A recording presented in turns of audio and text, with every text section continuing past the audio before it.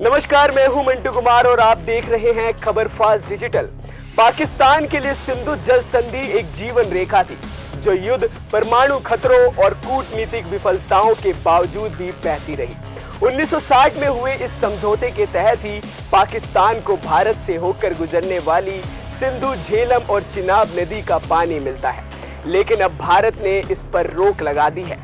वजह है जम्मू कश्मीर के पहलगाम में हुआ कायराना आतंकी हमला, जिसके तार पाकिस्तान से जुड़े हैं। 22 अप्रैल के दिन पहलगाम में हुए आतंकी हमलों से पूरा देश गमगीन है। हमले के 2 आतंकियों का कनेक्शन पाकिस्तान से जुड़ा है, जिसको देखते हुए भारत ने पाकिस्तान के साथ सिंधु जल समझौता रद्द कर दिया है। ऐसे में सवाल उठ रहे हैं कि सिंधु जल संधि टूटने से पाकिस्तान में क्या असर होगा। क्या पाकिस्तान में अकाल पड़ जाएगा या पाकिस्तान के लोग पानी के बिना प्यासे मर जाएंगे। लेकिन सबसे बड़ा सवाल यह है कि भारत ने जहां सिंधु जल संधि को रद्द करने का ऐलान तो कर दिया है, लेकिन वो पाकिस्तान में इन नदियों के पानी को जाने से कैसे रोकेगा।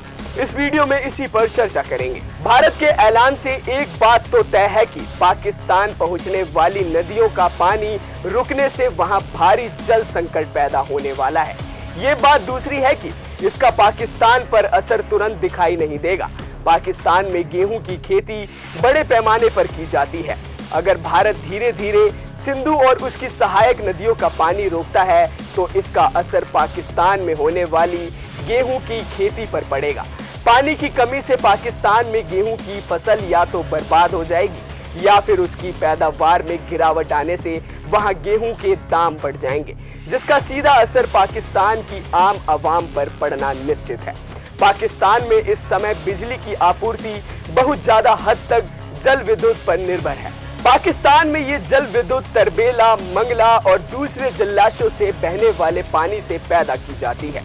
अगर भारत की तरफ से नदियों के पानी पर प्रतिबंध लगा दिया जाता है तो इसका डायरेक्ट इफेक्ट पाकिस्तान के तमाम बिजली हाइड्रो पावर प्रोजेक्ट पर पड़ेगा। यानी कि आने वाले दिनों में पाकिस्तान में बिजली की भारी किल्लत होने वाली है। इसलिए हर लिहाज से पाकिस्तान के लिए सिंधु जल संधि बेहद जरूरी हो जाती है। अब सवाल उठता है कि आखिर भारत इस एक्शन पर काम कैसे करेगा। यानी कि भारत सिंधु, झेलम और चेनाब जैसी बड़ी नदियों जिनमें अपार जल भरा है, उसके पानी को पाकिस्तान जाने से कैसे रोकेगा। आपको बता दें कि भारत ने इन नदियों पर बगलीहार और किशनगंगा 2 डैम बना रखे हैं, लेकिन इन दोनों ही बांधों की क्षमता इतनी नहीं है कि वो मई और सितंबर महीने के बीच जब बर्फ पिघलती है और ये नदियां उफान पर होती हैं तो इस दौरान इन नदियों के पानी को पाकिस्तान में जाने से पूरी तरह से रोक सके। लेकिन वहीं उसके उलट सर्दी के मौसम में जब इन नदियों में पानी कम हो जाता है तब पाकिस्तान के लिए समस्या पैदा हो जाती है। सर्दी के मौसम में नदियों में कम पानी होने के चलते उसे आसानी से पाकिस्तान जाने से रोका जा सकता है, जो उसके लिए खतरा पैदा कर सकता है।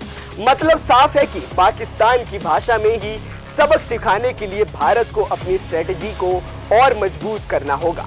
यानी कि भारत को पाकिस्तान को मजा चखाने के लिए वहां नए डैम बनाने की जरूरत है, जिससे कि भारत पाकिस्तान में नदियों के प्रवाह और पानी की मात्रा को अच्छे से कंट्रोल कर सके। ये साफ है कि वर्तमान स्थिति में ये तत्काल होता नहीं दिखाई देता, क्योंकि बड़े पैमाने पर डैम बनाने और नदी का रास्ता बदलने के लिए जो प्रोजेक्ट बनाए जाते हैं उसके निर्माण में सालों का समय लग जाता है। अभी के लिए बस इतना ही। देश और दुनिया की तमाम खबरों के लिए देखते रहें खबर फास्ट का डिजिटल प्लेटफॉर्म। नमस्कार।